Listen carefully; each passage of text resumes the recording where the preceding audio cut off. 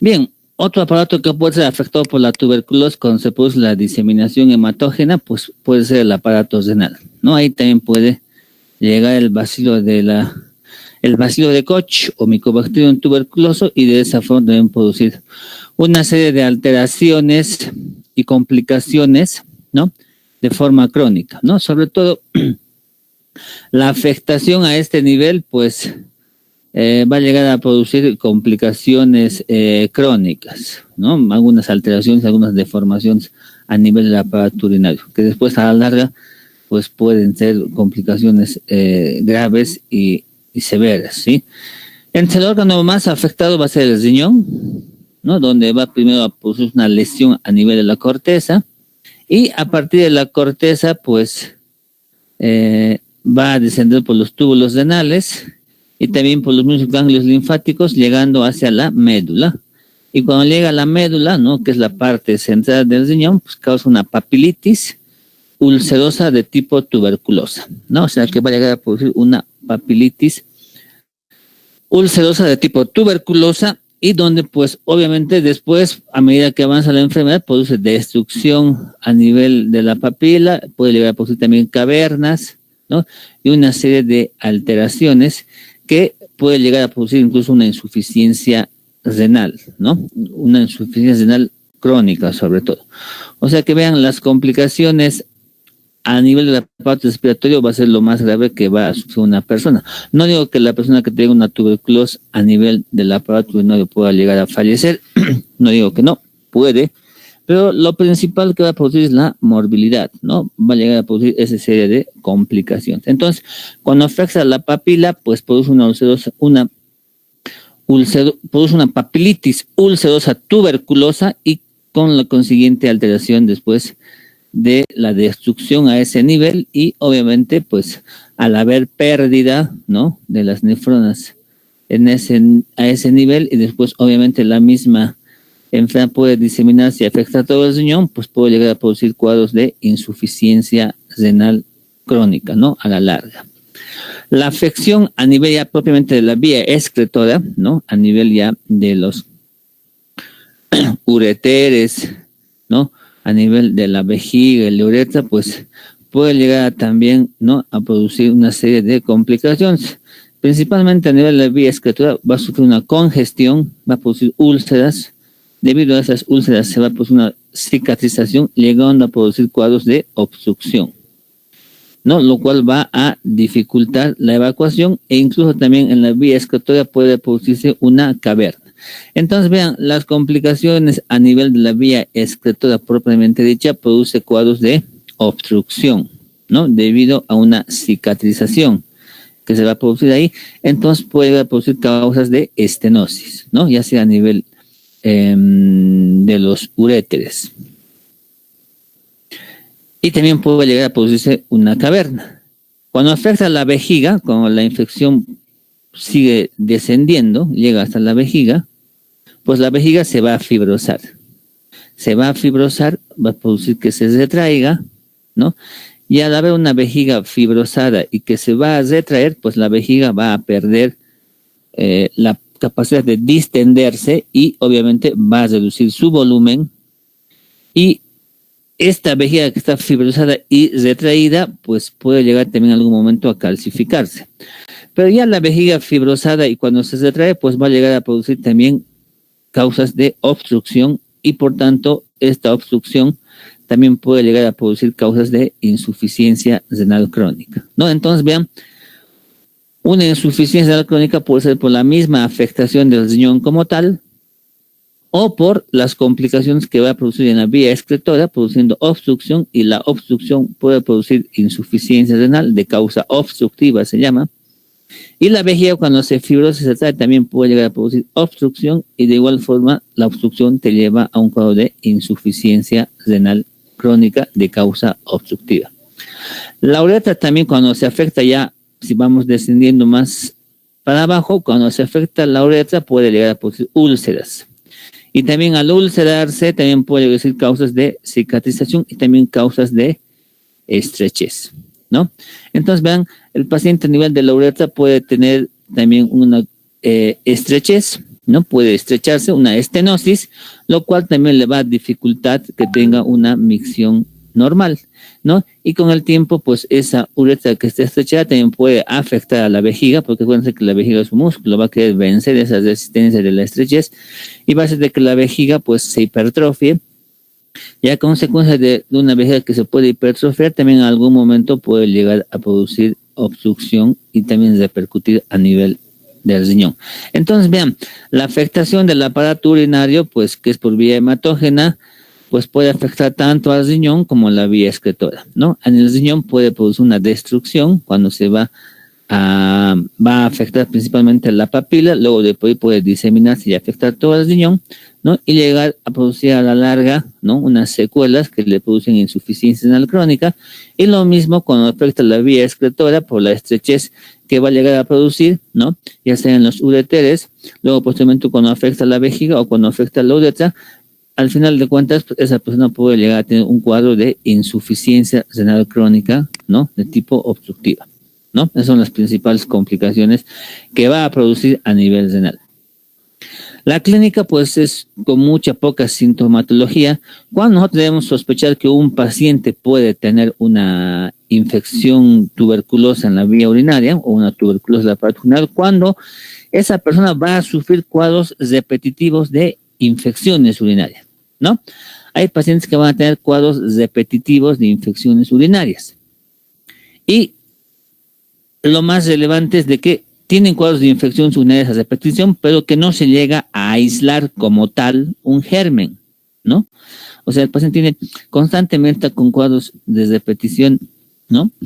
De infecciones urinarias, donde no hay un aislamiento en los cultivos, ¿no? De una bacteria.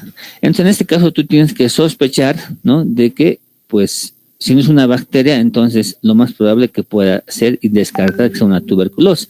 Porque al hacer la tinción de Gram, pues obviamente el bacilo de Koch va a pasar desapercibido, ¿verdad?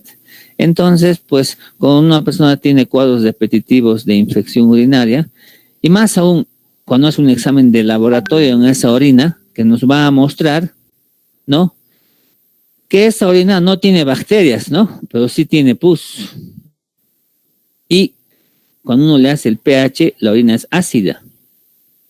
En este caso, más aún tienes que sospechar de que esa persona pueda tener una tuberculosis en la vía urinaria. Porque dice abacteriuria, o sea que aparentemente no ven bacterias, ¿no? En el examen de orina. Porque, ¿no? Le hacen la tinción de Gram, por ejemplo, o le hacen el cultivo y no crece nada. Pero sí ven pus, ¿no? Piuria y orina ácida. Entonces, vean este parámetro en el laboratorio, que si bien por ahí no es patognomónico o no es específico, pero ya tiene que hacerte sospechar de que puede ser una infección en la vía urinaria por Mycobacterium tuberculosis.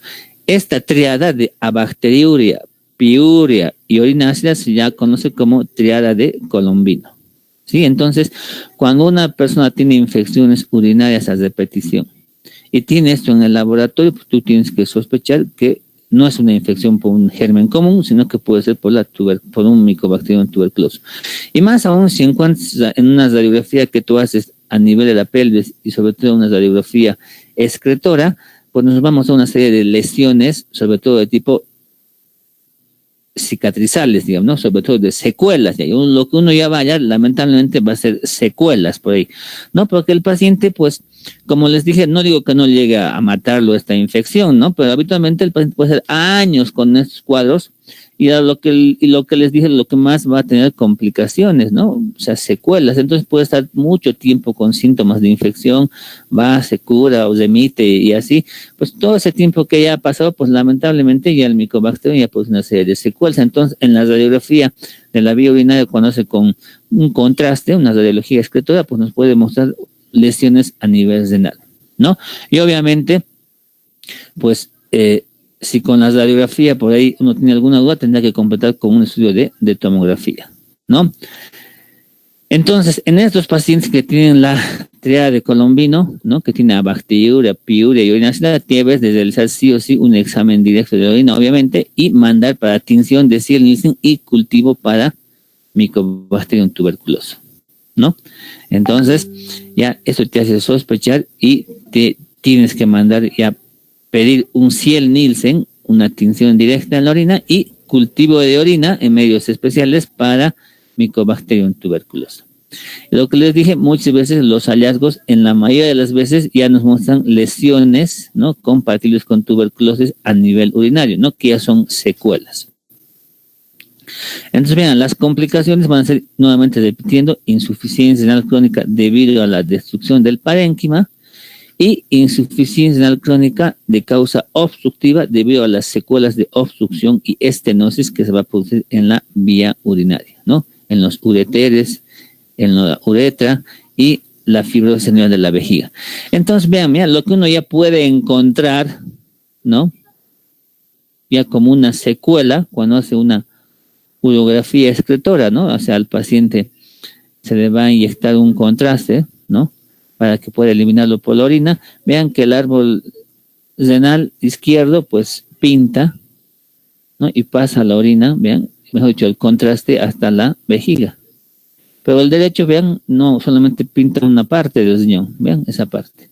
Todo lo demás no se pinta porque está ya destruido básicamente el parénquima y menos se ve de que descienda por los ureteres hacia la vejiga.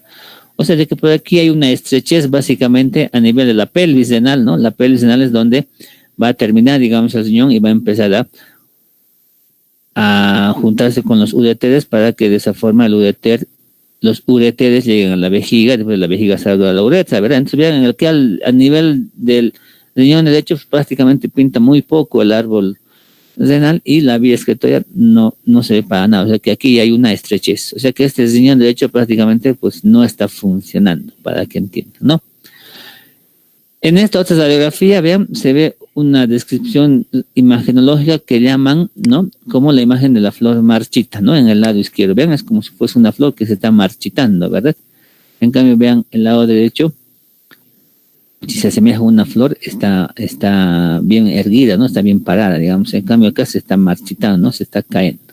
Y ustedes se fijan en la urografía excretora, vean que el riñón izquierdo pinta poco o nada el parénquima o el riñón como tal, y vean de aquí ya no se ve que el contraste esté pasando, ¿no? Como que hay una estrechez en el ureter izquierdo.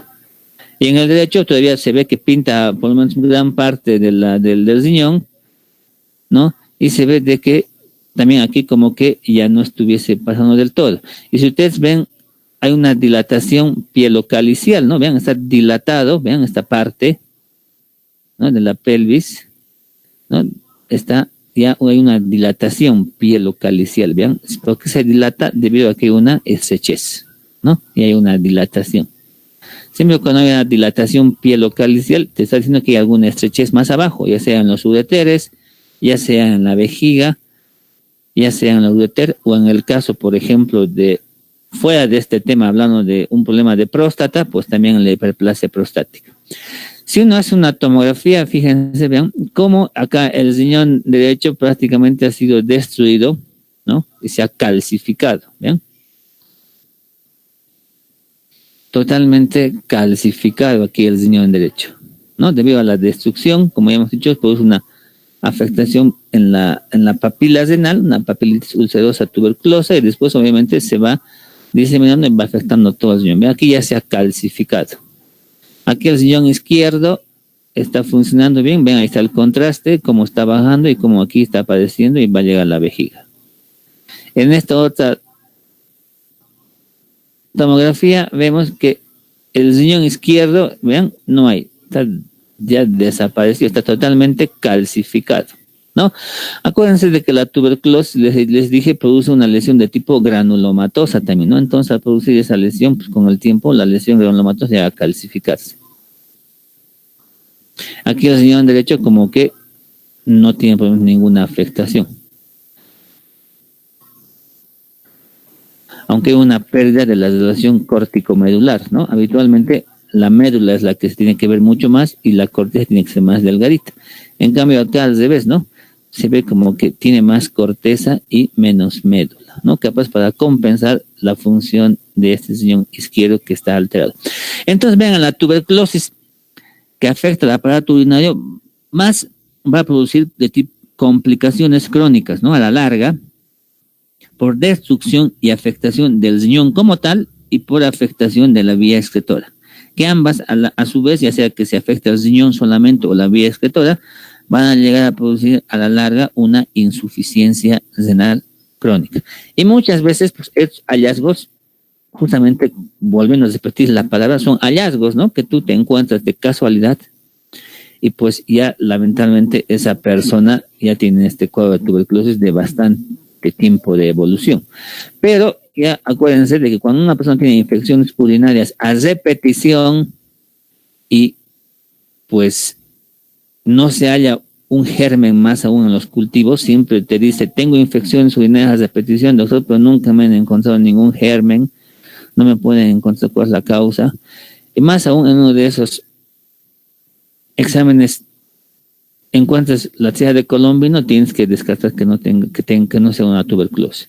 Y si no tuviese también la tira de colombino, igual dentro del protocolo de infecciones urinarias a repetición, sin un agente bacteriano que se aísle ni en la tinción ni en el cultivo, pues tienes que hacer el siguiente paso de hacer un examen directo para Mycobacterium con 100 Nielsen y cultivo, ¿no? Y si tuviese la triada, mucho mejor, ¿no? Entonces, a partir de esas infecciones urinarias a repetición, pues tienes que vos sospechar que no sea una causa de tuberculosis, ¿no? Y el diagnóstico es con 100 Nielsen y cultivo, ¿no? Lamentablemente, ahí es con 100 Nielsen y cultivo, ¿sí?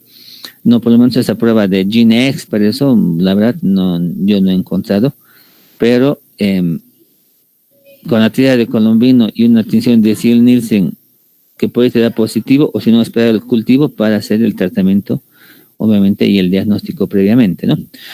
Bien, otro aparato que también se puede afectar, tanto como en el varón como en la mujer, pues el aparato genital, ¿no? También se produce por diseminación hematógena. A nivel genital va a afectar el epidídimo, afecta la vesícula seminal, la próstata, puede afectar también el escroto y el glande, ¿no? Y lo que va a producir, por ejemplo, en la cola del epidídimo es un proceso de tipo granulomatoso que puede dar incluso una especie de una tumoración, ¿no? O sea, se produce la lesión granulomatosa en la cola del epidídimo, da una especie de tumoración a nivel, obviamente, del testículo, y después esa tumoración con el paso de la enfermedad y la evolución va a llegar a fistulizarse, y una vez que se fistuliza, pues va a dar una secreción de tipo purulenta, más o menos blanquecina, que es el material gaseoso, ¿no? ¿Qué es lo que va a llegar a producir la tuberculosis genital a nivel masculino? Pues lo que puede llegar a producir es de que ese varón pues tenga problemas de fertilidad, ¿no? O sea, que esa persona pueda llegar pueda ser infértil, ¿no? Debido a esta afectación, ¿no? Del aparato genital masculino. Para el diagnóstico, pues obviamente se va a hacer una biopsia, ¿no? De esa tumoración por ahí que está afectando el epidídimo, o si está afectando la próstata o el escroto o el glande, y si por ahí, pues en la afectación del epidídimo hay la evacuación del material gaseoso, pues uno toma ese material gaseoso, hace la tinción de 100 Nielsen y hace el cultivo, ¿no? Entre las complicaciones que nos da es la esterilidad. En la mujer, de igual forma, por vía hematógena, puede llegar a las trompas de falopio y puede producir lesiones de tipo folicular productiva o exudativa, ¿no? Y algo clínicamente que pueda tener la mujer cuando le afecta a nivel del aparato genital es de que puede ser un cuadro de inicio agudo, ¿no? Similar a un cuadro de anexitis, o sea, similar a un cuadro de que puede estar teniendo esa persona por ahí un quiste a nivel del ovario complicado o una enfermedad inflamatoria pélvica, ¿no? Y luego posteriormente puede pasar este cuadro agudo similar a un cuadro de anexitis y puede tenerle a la persona, esa mujer, posteriormente trastornos en la menstruación, teniendo oligomenorreas, puede también tener variaciones del flujo menstrual y puede luego posteriormente tener amenorreas progresivas, y también pues la afectación genital en la mujer pues puede llegar también a tener la complicación, al igual que el hombre, cuadros de esterilidad. Y justamente en una mujer que pues tiene, digamos, ¿no? Algún problema para no poder embarazarse, digamos, ¿no? Tiene, está buscando embarazarse y no puede, pues entonces dentro de todos los estudios que le va a hacer el ginecólogo tendría que ser mínimamente una ecografía ginecológica, ¿no? Y ahí podéis ver si en la ecografía ginecológica hay alguna alteración, ¿no? Especialmente a nivel de las trompas, ¿no? Donde puede haber también cuadros de estrechez, ¿no? Puede haber un cuadro de estrechez y puede haber un cuadro de obstrucción, ¿no? Y estenosis, y eso puede ser el causante de que esa mujer no pueda llegar a embarazarse, digamos, ¿no? Entonces, dentro de ya el ginecólogo, obviamente, como especialista, tendrá que buscar ese tema, ¿no? De que si esa mujer no puede embarazarse, pues tendrá que descartar uno de esas causas, como la tuberculosis, y más aún si en los estudios complementarios de imágenes que le hace, pues se encuentra algún cuadro de estenosis o alteraciones a nivel de las trompas de falopio, ¿no? O alguna alteración a nivel de los ovarios, ¿no? Entonces, vean, también el aparato genital femenino puede llegar a ser afectado por la tuberculosis. Y luego también tenemos la tuberculosis que afecta el aparato digestivo, ¿no?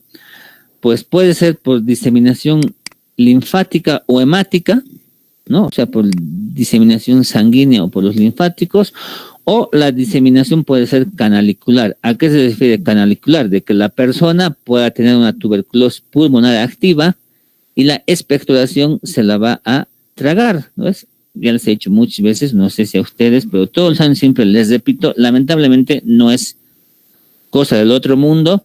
Todos nosotros cuando estamos con algún cuadro respiratorio, pues en algún momento las secreciones, en vez de estar incluso escupiéndolas así en la calle como si fuéramos unos animalitos como las llamas, ¿verdad? Entonces, ¿qué hacemos? Nos los tragamos, ¿verdad? Entonces, pues la diseminación puede ser canalicular, ¿no? La persona que pueda tener tuberculosis pulmonar activa, pues se traga sus secreciones y de esa forma puede llegar al aparato digestivo. O si no, pues puede ser también la diseminación por vía hemática o linfática. Cuando se afecta el aparato digestivo, puede afectarse todo el tubo digestivo, desde la boca hasta la región del ano, ¿no? Y puede localizarse más frecuente a nivel de la válvula ileocecal. O sea, de que puede afectarse, vean, desde la boca, no puede haber tuberculosis a nivel orofaringe, en el esófago, en el estómago, se puede afectar, como dice, todo el tracto gastrointestinal, ¿no? Uno hará una endoscopía y digestivo y puede haber unas lesiones blanquecinas de tipo granulomatosa. Dentro del aparato digestivo, si bien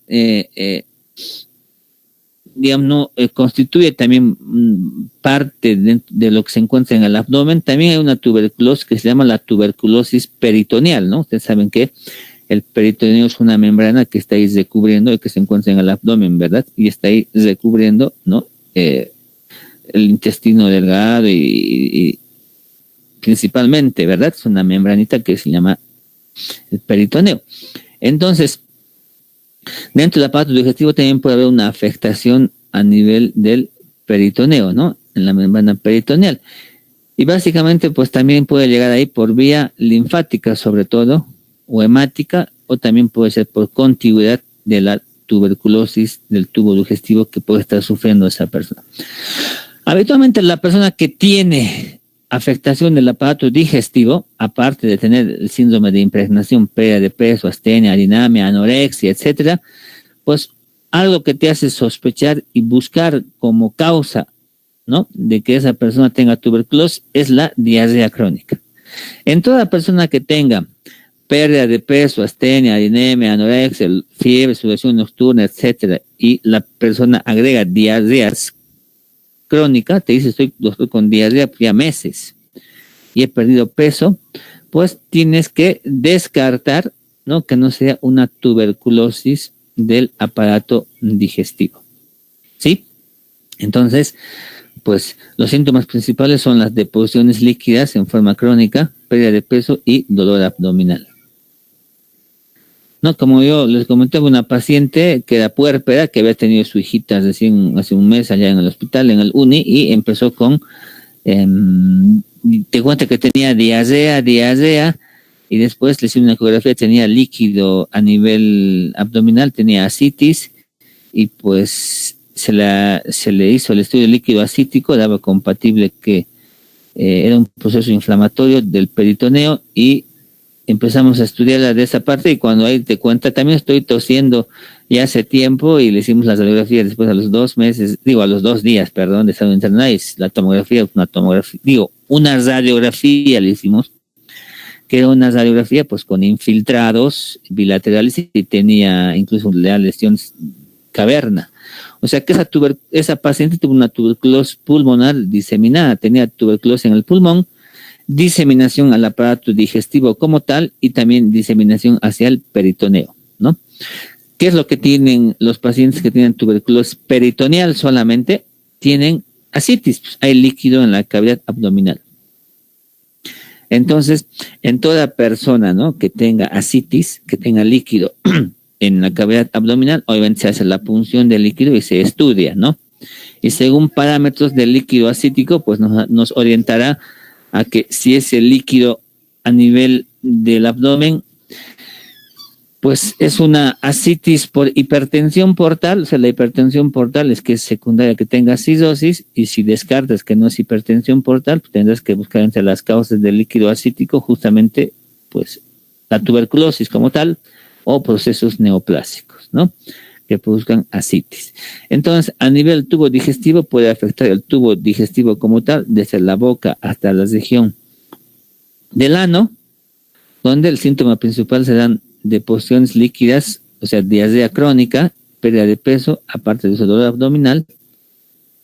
Y cuando la afectación es del peritoneo más, pues tendrá líquido ascítico, ¿no? Tendrá líquido libre en la cavidad abdominal, ¿no? Y se hará el estudio del líquido ascítico, y de esa forma pues se llegará a confirmar o a descartar, ¿no?, que tenga tuberculosis. De igual forma, el líquido ascítico, cuando hay una tuberculosis peritoneal, pues se manda, ¿no?, a hacer el ADA, también se pide, al igual que en la líquido pleural, o al nivel que también el líquido cefalorraquídeo, y en ese líquido peritoneal pues se puede pedir también GeneXpert, pero lamentablemente el GeneXpert o el PCR para micobacterias en tuberculosis, ya les he aclarado, en nuestro medio solamente hacen de líquido cefalorraquídeo, de biopsias y de muestras respiratorias. O sea que en la tuberculosis digestiva se afecta el aparato digestivo, ¿no? Como tal, pues se da una endoscopía y se verá si hay lesiones, se da una biopsia. Y otra cosa que me olvidaba, cuando tienen diarrea, las deposiciones líquidas se pueden mandar para hacer tinción de Ciel-Nielsen. Muchas veces da positivo, ¿no? Se observa el bacilo en las deposiciones líquidas, y se puede mandar para hacer la tinción de Ciel-Nielsen de las deposiciones líquidas, ¿no?, por si acaso. Y si es peritoneal, pues el líquido ascítico se pedirá ADA, se pedirá tinción de Ciel-Nielsen, aunque es también bajo el rendimiento, se pedirá cultivo, y lo que sí confirmará el diagnóstico en forma rápida del líquido peritoneal, pues será el GeneXpert, pero que no esté en nuestro medio.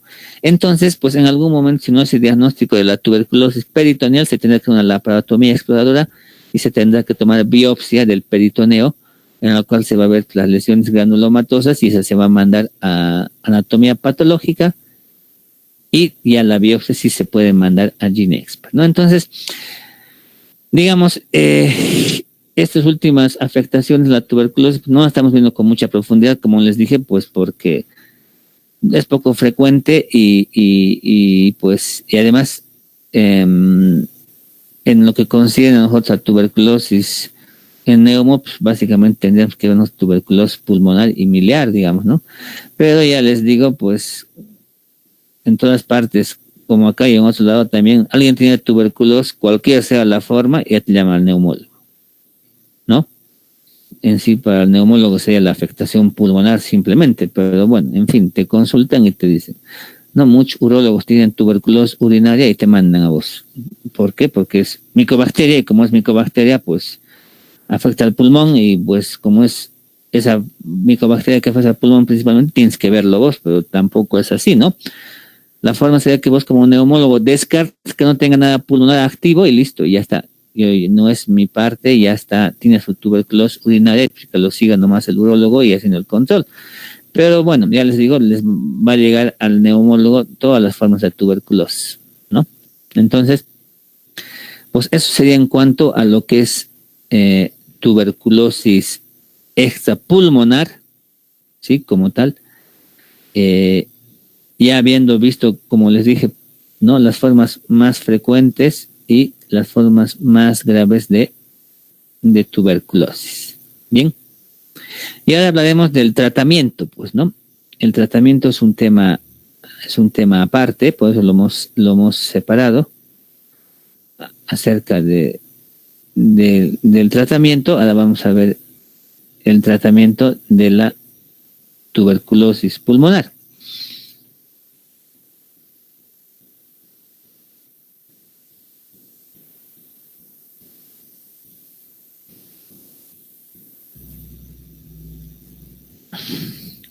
Bueno, para hablar del tratamiento de la tuberculosis, pues es un tema aparte porque todas las formas de tuberculosis, básicamente el tratamiento va a ser la mismo, obviando en algunas formas donde solamente pues, se puede agregar, por ejemplo, algunos corticoides, por ejemplo, en la tuberculosis meningia, digamos, ¿no?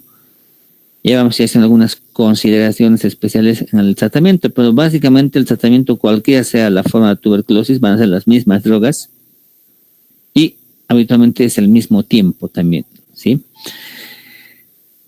Entonces, vean, el tratamiento de la tuberculosis obviamente va a ser la piedra fundamental, ¿no? Para controlar la enfermedad como tal, tratar de erradicarla y de esa forma, pues, eliminar las fuentes de contagio y los reservorios, ¿no? Del bacilo de tuberculoso que es humano. O sea, básicamente, pues, el bacilo está en forma de reservorio en nosotros, ¿no? En los humanos, en los hombres.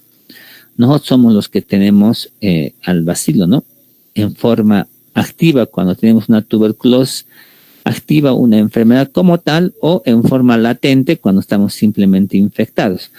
Yo pienso que lamentablemente pues la tuberculosis nunca se va a erradicar, siempre va a haber y va a seguir habiendo, ¿no? Esa es la realidad, ¿no? Ya se había encontrado bacilos de tuberculosis ya en restos, ¿no? A nivel de la civilización en Egipto y aquí cerca también en el Perú, ¿no? O sea, ya había tuberculosis, si contamos el año o la era antes de Cristo, ya había, digamos, ¿no? Lamentablemente. Entonces, el tratamiento es una forma fundamental para curar al enfermo, evitar que tenga complicaciones o que se muera y también, sobre todo, evitar de que ese paciente esté contagiando a diestra y siniestra, ¿no? Se dice que una sola persona puede contagiar a más de 100 personas, ¿no? Entonces, vean, es importante el tratamiamiento. A mediados ya del siglo XIX, pues ya se hizo un tratamiento empírico, ¿no? Y se sustentaba en lo siguiente, hay unas fotos que tengo un álbum, voy a tratar de poder ponerlas.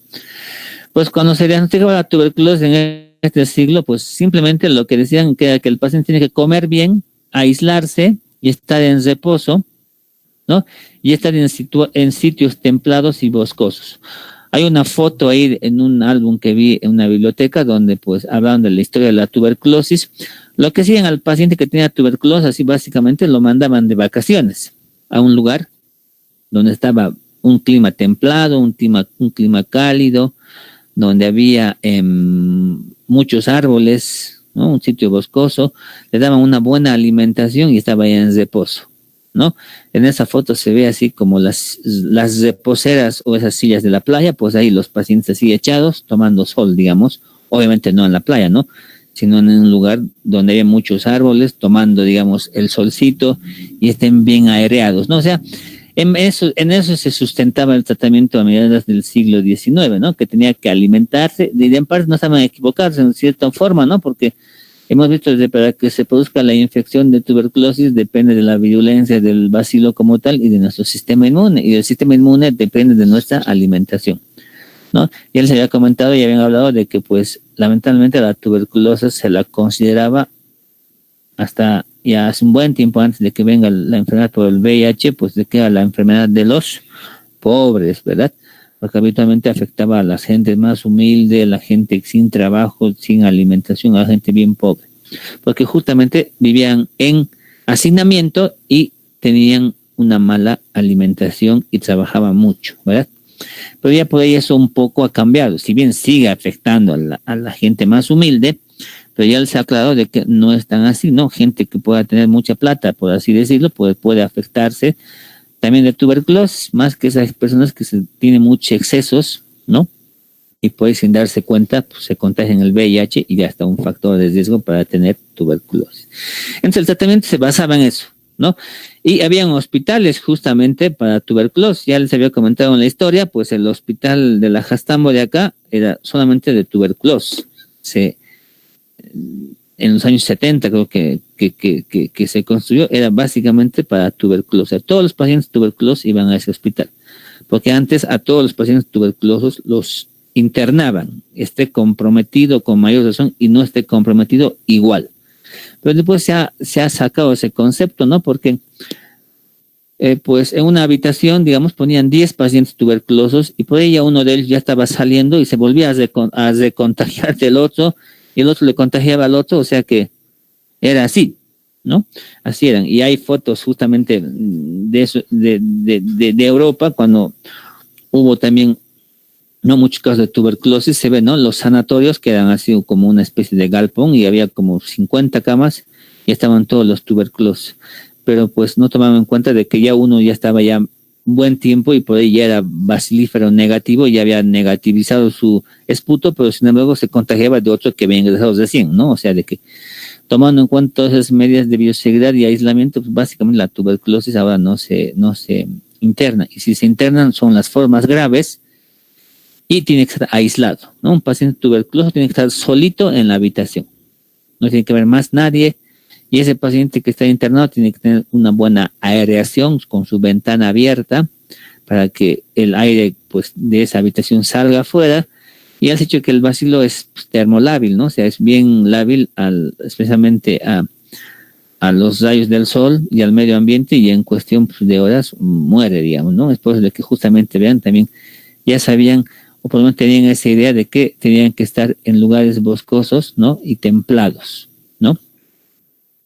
Entonces, vean, había ese hospital que era la Jastam. En el hospital que yo hice mi especialidad en Buenos Aires, que es el Hospital Posadas, que justamente se construyó también para pacientes tuberculosos, o sea, de que ese hospital que se construyó en la era o en la época donde estaba Evita y Perón, pues ellos construyeron ese hospital y pues básicamente era para pacientes tuberculosos, ¿no? Todo el hospital era para pacientes tuberculosos. Incluso ya se ve de que cuando construyeron ese hospital, pues ya habían visto algunas medidas de bioseguridad. Por ejemplo, las paredes de ese hospital, no de todo, pero la gran parte era una especie como de mármol, digamos, ¿no? Que puede ser fácilmente lavable y pueda desinfectarse, ¿no? Pero como les dije, ya no se internan y solamente en ese hospital el último piso nomás es destinado a pacientes tuberculosos, ¿no? Entonces, vean, ha ido cambiando y ha ido evolucionando el tema del tratamiento de la tuberculosis, ¿no? El primer antibiótico que se había creado para tratar a la tuberculosis justamente fue la streptomicina, descubierta en 1944 por este médico, ¿no? Y bueno, desde esa fecha hasta el momento actual se han descubierto mucho más antituberculosos, ¿no? Se ha estudiado su actividad farmacológica, la dosis útil, la vía de administración, la forma de combinarlos y la duración del tratamiento. Ojo, aunque últimamente pues ya tampoco ha habido mucha investigación, ¿no? Lamentablemente, ¿no?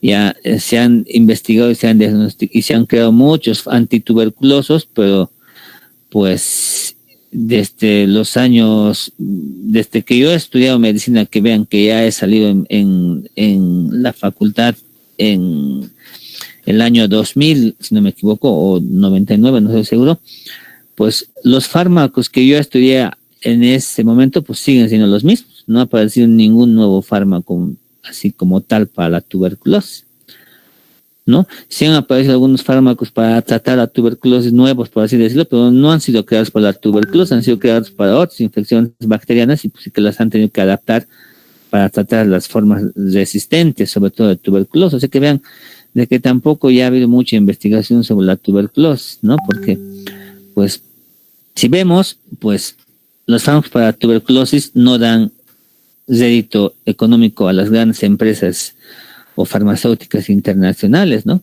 Esa es la realidad, ¿no? Nos rinden mucho.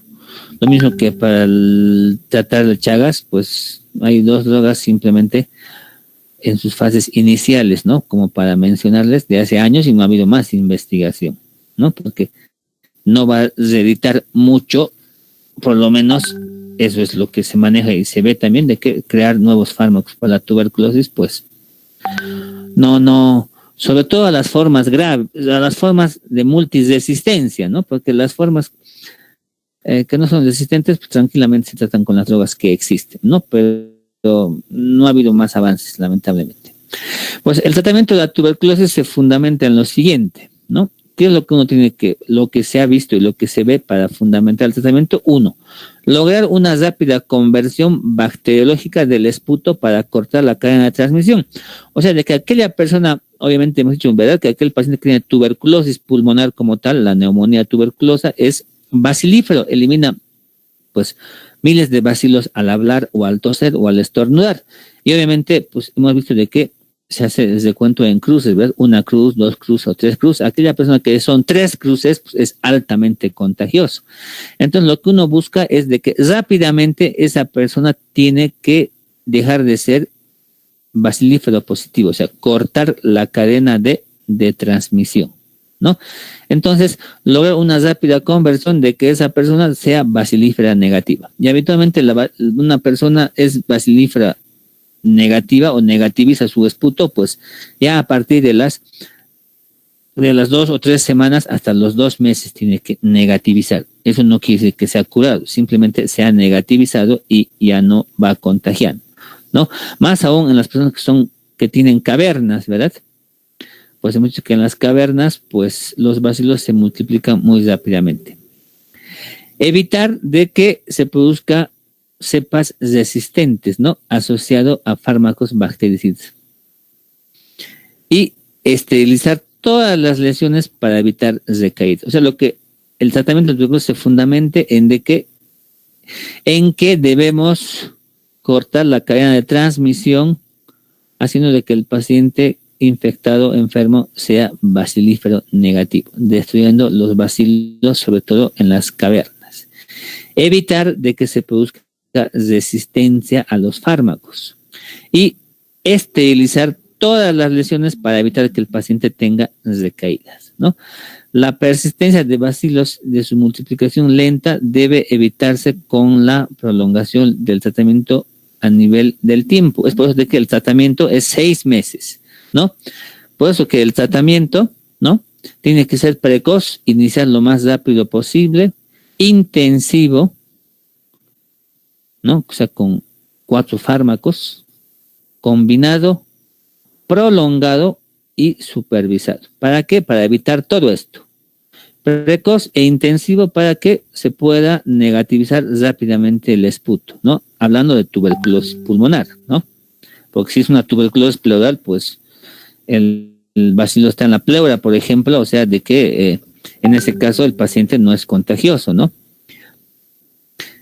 Entonces, vean, en la tuberculosis pulmonar, sobre todo, en aquel que va a contagiar, no les había aclarado a un principio, pero, o capaz, sí, el que es contagioso es el que tiene tuberculosis pulmonar como tal, ¿no? El que tiene una neumonía. Aquel que tose y expectora y al eliminar va a ser el que va a contagiar. En cambio, se habla de cavidades cerradas, por ejemplo, ¿no? Si yo tengo una tuberculosis meningia, pues el bacilo, si solamente es meningia, ¿no? Para aclararles, no tengo en el pulmón. Si solamente es meningia, pues yo por dónde voy a contagiar, ¿no? O sea, no es contagioso, ¿no? A no ser que yo mi líquido cefalorraquídeo yo me saque y les vaya chisgueteando, para que entiendan así a un modo, de modo así, digamos, general, ¿no? A un grosso modo. O si yo tengo una tuberculosis pleural, tendría que sacar mi líquido pleural también. Y si ya, igual ni así, porque ya se ha dicho que el líquido pleural, el líquido cefalorraquídeo, el líquido peritoneal, por ejemplo, es pausibacilar, ¿no? O sea, de que hay pocos bacilos. Si digamos yo tengo una tuberculosis ganglionar y está fistulizada, pues ese casium que sale por los ganglios tendría que yo pues inhalar, digamos, para que me contagie, ¿no? O sea, de que la forma que es altamente contagiosa es la tuberculosis pulmonar. Las otras formas Nadie dice que no contagia, pero es poco probable, ¿no? Ya les estoy aclarando, ¿no? Entonces, en la tuberculosis pulmonar hay que conseguir esto. Y eso se consigue, pues, iniciando un tratamiento en forma precoz, en forma intensiva, combinado con 4 drogas y prolongado. ¿Por qué prolongado? Para que, sobre todo, esterilizar todas las lesiones para evitar recaídas. O sea, de que tiene que ser 6 meses. Así se ha visto que en 6 meses se está tratando de esterilizar todas las lesiones, ¿no?, que tenga esa persona por la tuberculosis. Y supervisado, ¿por qué supervisado? Para ver de que realmente cumple el tratamiento y de esa forma evitemos de que abandone la persona su tratamiento y se produzca una resistencia, ¿sí? Pues las bases bacteriológicas para el tratamiento, pues, ¿no?, en cuanto a los fármacos que se van a utilizar, ¿no?, pues se sustentan tomando en cuenta las características biológicas del germen, ¿no?, tomando en cuenta las características biológicas del Mycobacterium tuberculoso, ¿no?, como ser el crecimiento lento de la Mycobacterium tuberculosa. Ya hemos dicho de que el bacilo de Koch crece lentamente, ¿no? Pero sin embargo, a pesar de que crece lentamente, es posible, ¿no?, de que en un término de 2 a 3 semanas, pues puede sobrepasar la cifra de 10 millones de gérmenes que se producen a partir de un solo bacilo. Y es posible que alcance a miles de millones a un mes. Y a esta etapa se la conoce como el crecimiento logarítmico. Y justamente este crecimiento logarítmico se va a producir cuando el bacilo se reproduce dentro de las cavernas, ¿verdad?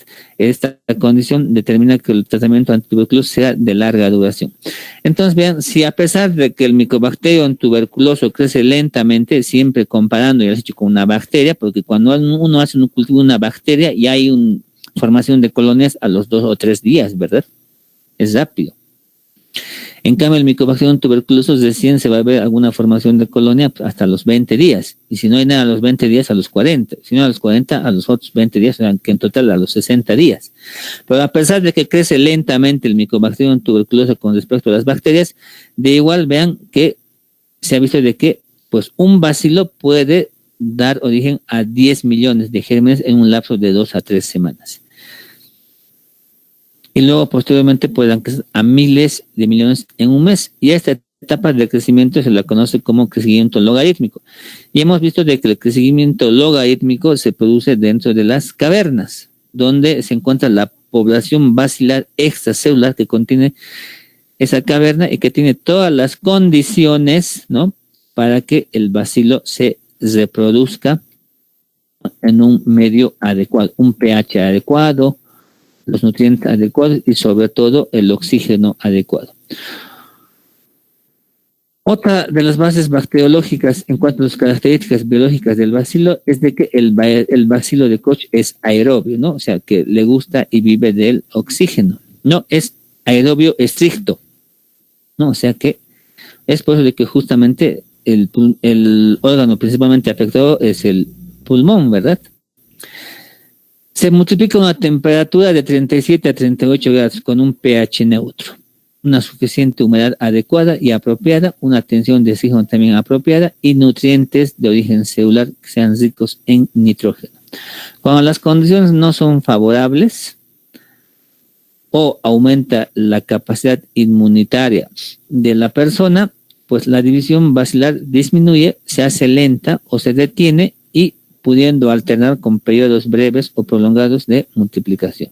¿No? Entonces, vean, cuando el bacilo no tiene las condiciones adecuadas para reproducirse o el sistema inmune logra controlarlo, ya hemos dicho que el bacilo puede detener su división y queda el bacilo durmiendo en forma latente, ¿verdad? Hasta que en algún momento otra vez hay algunas condiciones favorables y nuevamente puede reactivarse, ¿verdad?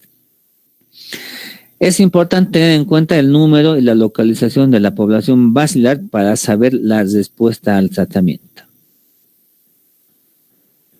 Así nuevamente vuelvo a repetir lo que ya había hablado en cuanto a las poblaciones bacilares, así la superficie de las cavernas resulta el sitio ideal para el crecimiento logarítmico del bacilo, porque ya que tiene un pH neutro, apropiada tensión de oxígeno y es rico en nutrientes, ¿no? Esa será una población basilar extracelular. En las áreas con necrosis gaseosas ya el pH sigue siendo neutro, la tensión de oxígeno baja y ya es medio pobre en nutrientes existentes. Pero igual se sigue reproduciendo rápido porque también es una población extracelular.